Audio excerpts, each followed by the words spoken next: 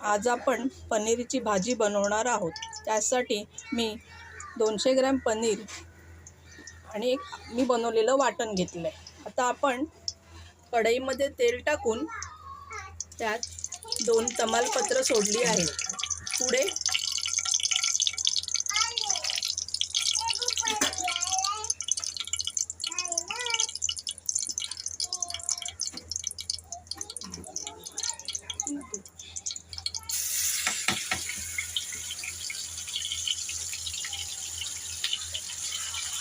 खोबरं, कांदा, टोमॅटो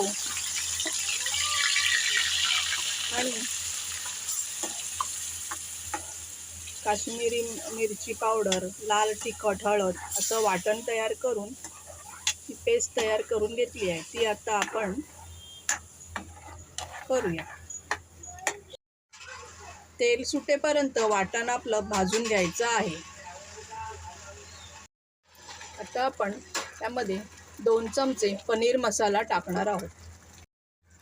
त्यामध्ये आता आपण 1 पेला पाणी टाकणार आहोत आणि मिश्रण चांगलं एकजीव करून घेणार आहोत।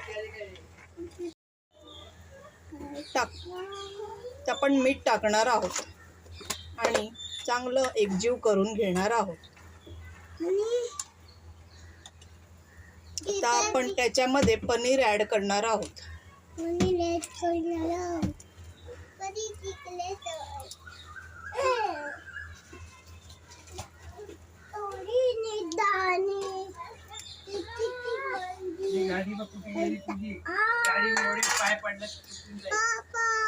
आणि